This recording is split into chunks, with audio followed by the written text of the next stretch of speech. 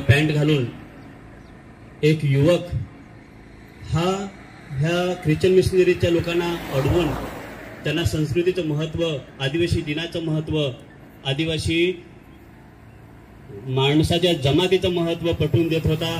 त्यांच्यावर रागवत पण होता त्याच्या अधिकाराने. आणि त्यांची व्हिडिओ, त्यांची मिसेस ती व्हिडिओ काढत होती. ह्या दोन्ही नवरा बायको या दाम्पत्याने एवढी हिंमत केली. तिथे 100च्या वर लोक होते आजूबाजूला.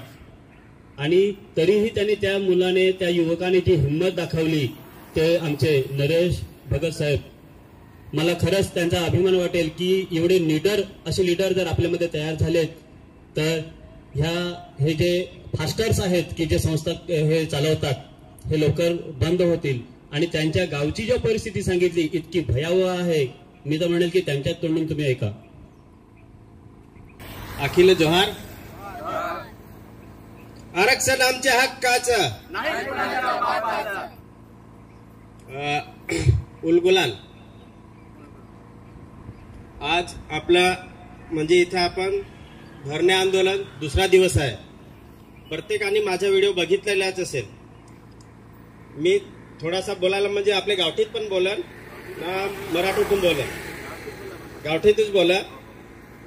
काय झाला, आपला जो आदिवासी आहे, आपले कोण, हे भारताचं कोण हा मूलवासी हा, मूलवासी हा ना. मग मूलवासी हा, आदिवासी हा, मग आदिवासी इथं टिकला पाहिजे का नाही टिकला पाहिजे? अखिल वाटत का नाही टिकला पाहिजे? मग यो आदिवासी टिकला पाहिजे याच्यासाठी काय करावं लागेल? पहिला आदिवासी टिकला पाहिजे याच्यासाठी आपली पूर्ण संस्कृती ती टिकवली पाहिजे ना. याची जबाबदारी कोणाची आहे? आपल्या अख्खे तरुण पोराची आहे. आता आपले बरेच वाढ वडील हा ते हे टिकवेल आहे. आपले सांगू म्हणजे बाकीच्या लोकांना काय तुम्ही म्हणजे अजून कन्व्हर्ट करायची गोष्ट नाही. आदिवासी हा टिकला पाहिजे. जर टिकवायचे असेल तर आपले तरुण पोरांनी इथून पुढे सगळ्यांनी हातभार लावायचा. आज मी आमच्या गावात जशी बेकट परिस्थिती आहे ना, त्याच्यामुळे आपल्याला म्हणजे गावात चीड निर्माण होते.